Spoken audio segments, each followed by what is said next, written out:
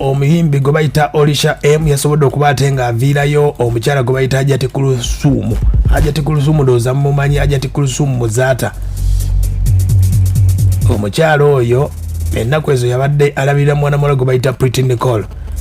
Kati wiiki ewedde waliwo ebitambo wasobola okuba ate nga bufuluma nga tebulabika bulungi nnyo, ate ng'ekizibu omukyala ono kye yakola kwe kuvaayo mu kamera n'abeera nga awagira, ate ekifo ky'okuba ate nga yeesonyiwa kamera gwe bayita Ajati Kuluthum yavaayo ng'alinga akiseesaamu. abantu ne beebuuza omuzadde omutuufu ayinza okukola kino yalibadde waakiri asirika busirisi olw'ensonga nti ayagala nnyo kamera.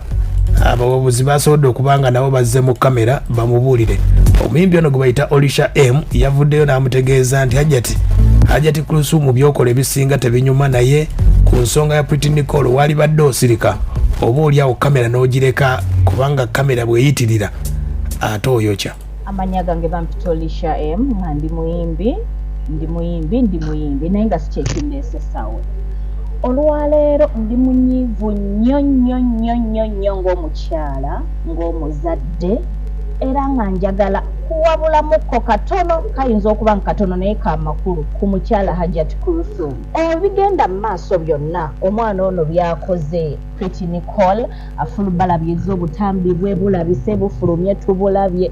Maama badde nkusaba n'obuwombeefu bwonna ng'omukyala gwempa ekitiibwa era gwe nkiweeredde ebbanga, bambi ebintu ebimu tojjanga mu kamera n'ojja kukakasa. Ffe abalabi kati nze bulijjo mmanyi oli maama w'oyo omwana, naye wakoze ekikolwa ekijja mu kamera oyongera kunnyonnyola nsonga ya mwana, buli weyongera okyogerako olinga asanyuka neweekaabi, kale wakaabye naye tebyanyumye, olinga akaaba nga byokaba tebiva ku mutima.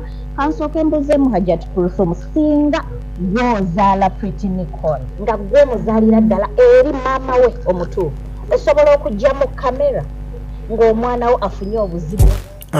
Ensonga nno bwe zabadde bwe zityo, omuyimbi Olisha M yamutegeezezza waakiri aveeko mu kamera ku nsonga ezimu waakiri zisobola okuyitawo nga tazze kunnyonnyola bisinga. Tewali munnamawulire wano yeetaagisa mugende tetubaagala, naye omukyala w'ekitiibwa omwana omuweeredde omulabiridde wamuyamba n'akola ensobi, ate n'ojja mu